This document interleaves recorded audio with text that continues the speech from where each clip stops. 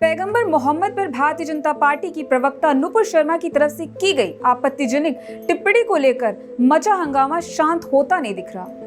Qatar, Kuwait, Iran आदि Islamic देशों ने अपने यहाँ स्थित भारतीय राजदूत को तलब कर उनसे अपनी नाराजगी भी जताई है। इस्लामिक देशों की मीडिया में भी इस विवाद की पूरी कवरेज देखने को मिल रही है। सऊदी अरब, पाकिस्तान, तुर्की आदि मुस्लिम देश के अखबारों ने कई लेखों में कड़ी प्रतिक्रिया वाली टिप्पणियां छापी हैं। पाकिस्तान के लगभग सभी अखबारों ने पैगंबर मोहम्मद पर टिप्पणी को लेकर मचे विवाद को कवर किया है। प्रमुख पाकिस्तानी अखबार डॉन की एक रिपोर्ट में दोनों बीजेपी प्रवक्ताओं पर कार्रवाई का जिक्र किया गया है।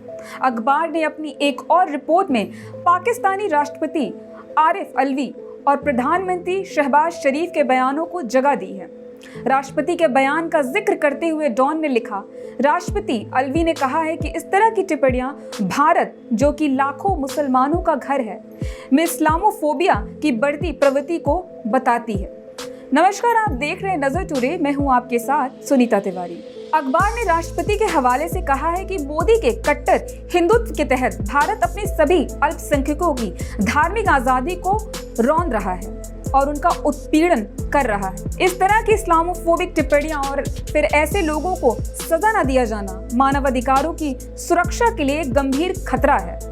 इससे एक पूरा समाज एक अंधे कुएं पर जा सकता है, जिससे नफरत और हिंसा का एक चक्र पैदा होगा। पाकिस्तानी अखबार द एक्सप्रेस ट्रिब्यून ने एक रिपोर्ट में लिखा है कि बीजेपी प्रवक्ता की टिप्पणियों के लिए भारत कई देशों के निशाने पर है।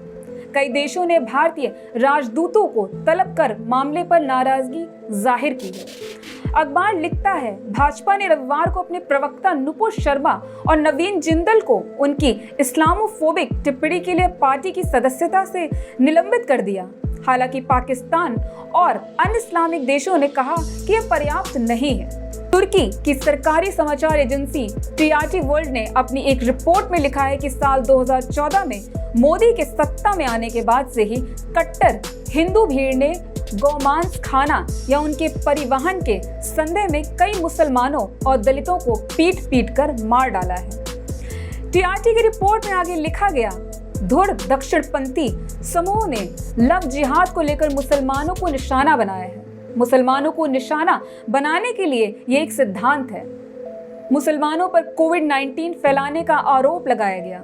हालिया मामले में हिंदुत्ववादी भीड़ जुम्मे की नमाज अदा करने वाले मुसलमानों को निशाना बना रही है। रिपोर्ट में हिजाब विवाद, मुसलमान फल सब्जी वालों और मटन विक्रेताओं को निशाना बनाए जाने का जिक्र किया गया है। तुर्की की समाचार एजेंसी ने आगे लिखा, अप्रैल की शुरुआत में हिंदू त्योहार के दौरान हिंदुत्ववादी भीड़ ने कई इलाकों में मस्जिदों पर पथराव किया। भीड़ ने मस्जिदों के बाहर तेज आवाज में धार्मिक गीत बजाए। मुस्लिम विरोधी बयानबाजी के लिए जाने वाले हिंदू संत भारतीय मुसलमानों की जातीय सफाई का आह्वान करते हैं। कतर के अल जजीरा ने भी इस पूरे विवाद को लेकर विस्तृत रिपोर्ट प्रकाशित की है। अल जजीरा ने लिखा, इस विवाद ने अरब देशों के सोशल मीडिया यूजर्स के गुस्से को बढ़ा दिया है। लोग सोशल मीडिया पर भारतीय उत्पादों के बहिष्कार का आह्वान कर रहे हैं। यूजर इस्लाम और मुसलमानों के खिलाफ बढ़ती घृणा की निंदा कर रहे हैं और भारत पर इस्लामोफोबिया को बढ़ावा देने में फ्रांस और चीन के नक्शे कदम पर चलने का आरोप लगा रहे हैं। अल जजीरा ने लिखा है कि अप्रैल में अंतर्राष्ट्रीय धार्मिक आजादी पर अमेरिकी आयोग ने अमेरिकी विदेश विभाग से धार्मिक आजादी के मामले में भारत को विशेष चिंता वाले देशों की सूची में रखने के लिए लगातार तीसरे वर्ष आग्रह किया है। मुस्लिम बहुल बांग्लादेश के अखबार द डेली स्टार ने विदेश मंत्रालय द्वारा भारतीय राजदूत को तलब करने की खबर छापी है।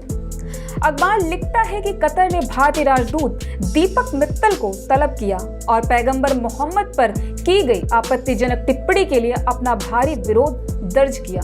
अखबार ने बीजेपी से नुपुर शर्मा के निष्कासन पर लिखा है, पैगंबर मोहम्मद और इस्लाम पर आपत्तिजनक और सांप्रदायिक बयानों के बाद भारतीय जनता पार्टी ने अपने प्रवक्ता नुपुर शर्मा को पार्टी की प्राथमिक सदस्यता से निलंबित कर दिया है। सऊदी अरब के अखबार अरब न्यूज ने अपनी एक रिपोर्ट में पाकिस्तान, कतर, कुवैत आदि देशों की तीखी टिप्पणी को शामिल किया है। अखबार ने नुपुर शर्मा को बीजेपी से निलंबित किए जाने को लेकर लिखा, भारत की सत्ताधारी भारतीय जनता पार्टी ने रविवार को पार्टी प्रवक्ता नुपुर शर्मा को पार्टी से निलंबित कर दिया। नुपुर ने एक टीवी डिबेट के दौरान पैगंबर मोहम्मद पर आपत्तिजनक टिप्पणी की थी।